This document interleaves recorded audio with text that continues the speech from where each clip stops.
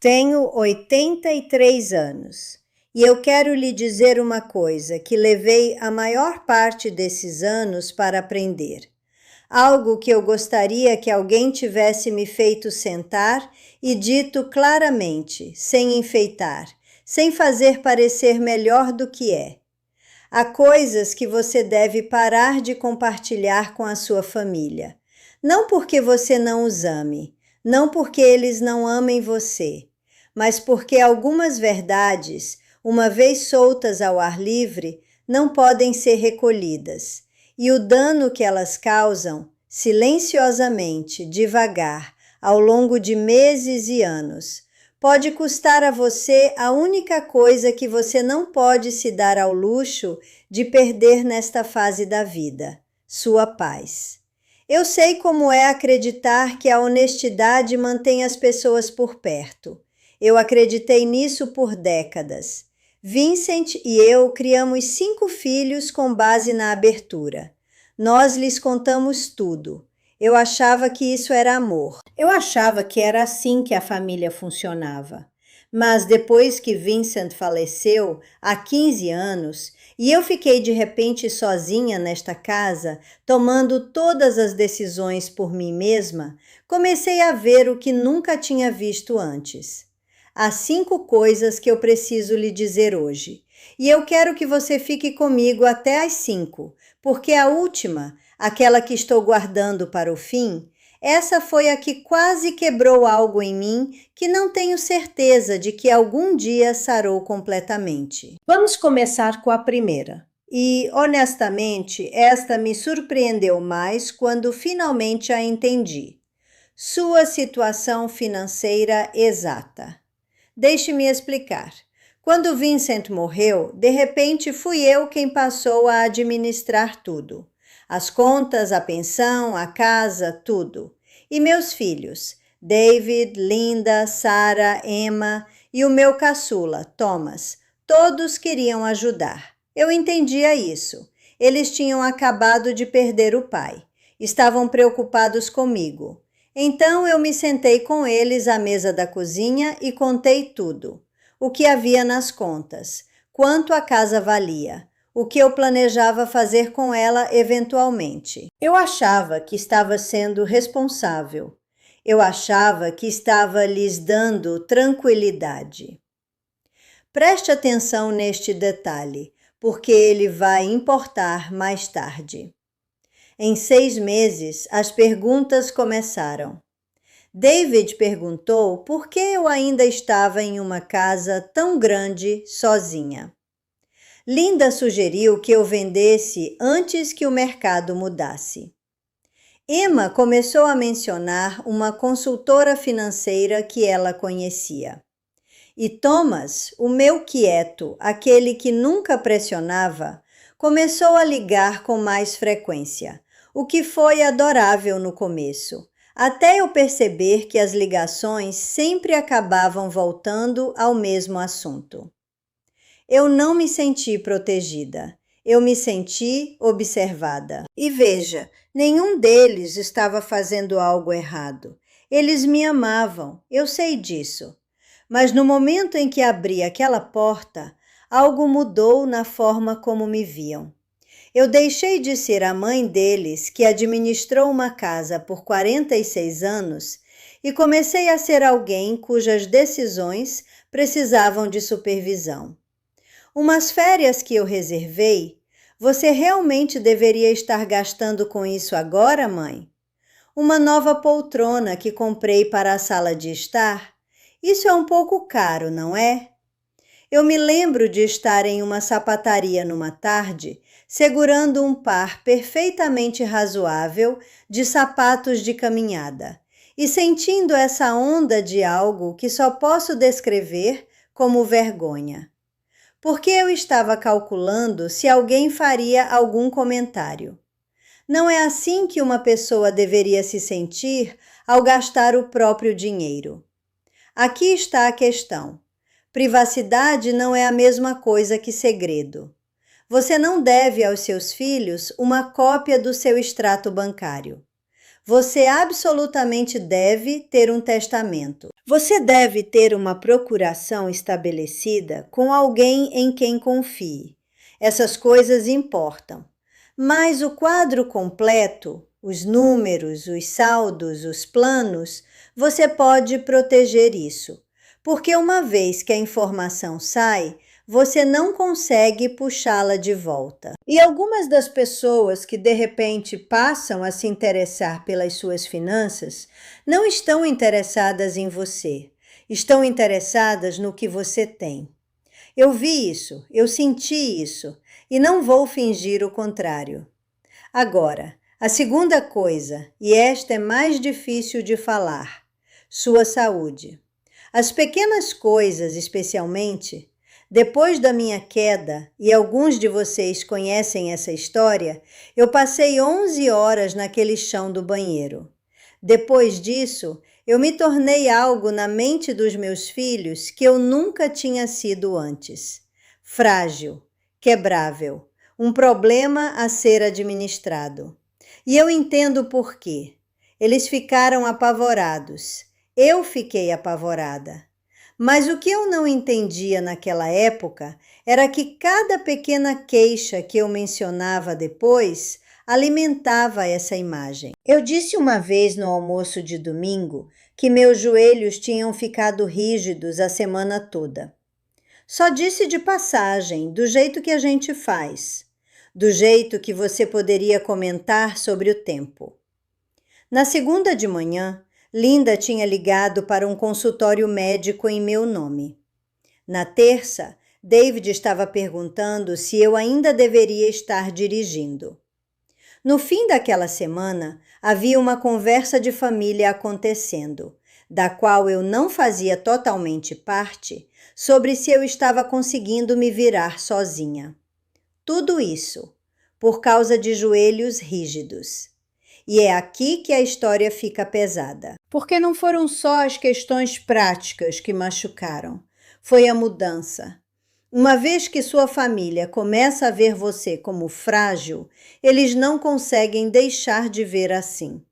Cada tosse vira um sintoma. Cada manhã lenta vira evidência. Você começa a se sentir observada, avaliada, medida contra algum padrão invisível de capacidade que você não sabia que existia. E a pior parte é que isso muda a forma como você se comporta perto deles. Você começa a editar. Para de mencionar coisas, não porque esteja escondendo algo, mas porque aprendeu que o custo da honestidade é a sua independência. Eu não estou dizendo para sofrer em silêncio. Se algo é sério, você compartilha.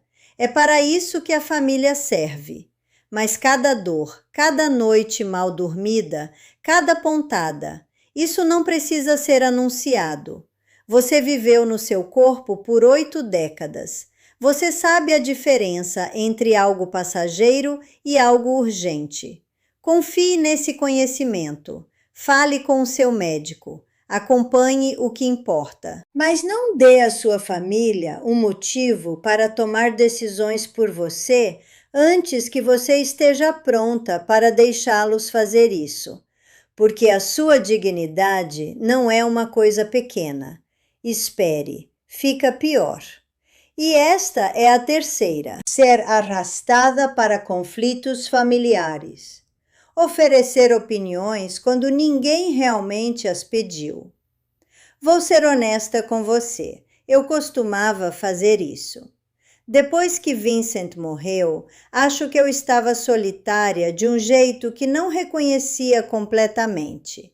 E me inserir nos desentendimentos dos meus filhos me dava uma sensação de ser necessária. Eu achava que estava ajudando. Dei minha opinião sobre uma briga entre David e a esposa dele. Comentei uma vez sobre como Sarah estava lidando com algo com o filho adolescente dela. Eu disse coisas que achava que eram gentis, medidas, sábias até. E foi aí que tudo desmoronou. Porque não importa com quanta delicadeza você diga algo, as pessoas ouvem através do próprio filtro. O que parecia apoio saindo da minha boca chegou como crítica do outro lado. A esposa de David parou de me convidar para as coisas por quase 2 anos. Sarah ficou quieta perto de mim, de um jeito do qual demorou muito tempo para voltar. Eu só tinha querido ajudar. Eu realmente acreditava que estava ajudando. O que eu não entendia naquela época era que o meu envolvimento não resolvia nada, só acrescentava mais uma camada. Agora havia o conflito original e também havia o que a mãe disse e o que a opinião da mãe significava e de que lado ela realmente estava. Eu me tornei parte do problema sem jamais ter tido a intenção disso. Aqui está o que guia a minha vida agora. Você não precisa comparecer a toda discussão para a qual é convidada. Você pode amar sua família sem se inserir em todo o incêndio. A coisa mais poderosa que aprendi a dizer é: eu confio em você para resolver isso. E então eu falo sério, eu recuo, eu fico quieta. Não porque eu não me importe, porque eu me importo demais para piorar as coisas. A quarta coisa, e esta é mais silenciosa, mas deixa marca. Seus arrependimentos. Eu os tenho, claro que tenho. 83 anos é muito tempo e eu não acertei tudo. Houve anos em que eu fui dependente demais dos meus filhos depois que Vincent morreu. Eu ligava demais, eu me apoiava demais. Eu sei disso agora. Não tenho vergonha de dizer isso, porque acho que nomear seus erros faz parte de seguir em frente. Mas eu aprendi, da maneira difícil, em um jantar com Emma, em que eu disse algo sobre desejar ter viajado mais quando era mais jovem, que compartilhar seus arrependimentos com sua família quase nunca é recebido da forma como você pretende.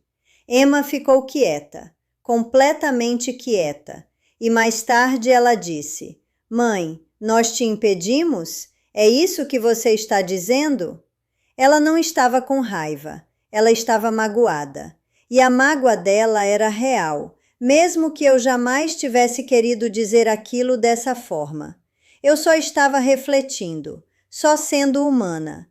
Mas ela ouviu isso como algo completamente diferente. Você não está pronta para o que vem a seguir.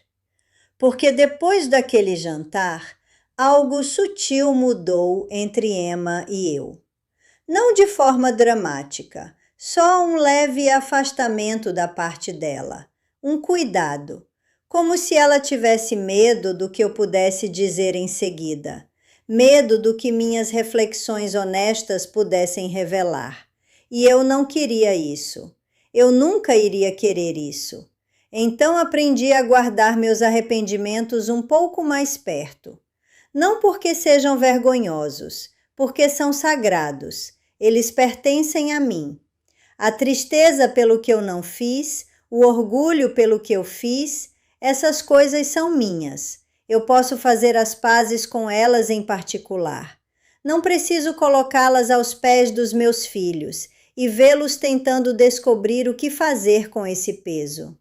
E agora, a quinta, aquela que eu disse que estava guardando. Seus planos para a sua herança. O que você pretende deixar para trás e para quem? Eu preciso que você entenda uma coisa antes de eu continuar. Eu cometi esse erro, não uma amiga minha, eu. Depois que estive em Meadowbrook por aqueles 30 dias e lutei para sair de lá, o que alguns de vocês conhecem, voltei para casa querendo tudo resolvido, querendo clareza. Então sentei meus filhos e contei a eles os meus planos, a casa, as contas, quem ficaria com qual herança de família, qual peça de mobiliário, como as coisas seriam divididas. Eu achava que estava lhes dando um presente. Certeza, nenhuma surpresa, nenhuma confusão depois. Em poucas semanas eu senti. Algo mudava no ambiente sempre que dinheiro surgia. Thomas começou a fazer perguntas sobre a casa.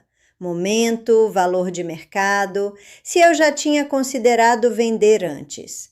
Linda levantou uma questão sobre justiça, sobre como ela tinha abrido mão de certas coisas ao longo dos anos e se isso estava sendo levado em conta. Os outros não disseram nada diretamente, mas havia um novo tipo de atenção nos olhos deles quando olhavam para mim, e não do tipo que eu queria. Honestamente, eu senti isso como um frio. Devagar no começo, depois em toda parte. Um deles, não vou dizer qual, me disse algo que eu nunca esqueci.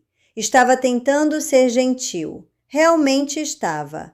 Mas disse: Mãe, você não acha que faria mais sentido começar a simplificar agora, enquanto você ainda está bem o bastante para fazer parte disso? E eu pensei: eu estou bem o bastante. Eu faço parte disso. Eu sou tudo disso. Esta é a minha vida. Mas de algum modo eu tinha entregado a narrativa ao compartilhar demais, cedo demais. Aqui está o que eu sei agora. Você precisa de um testamento. Você precisa de uma procuração.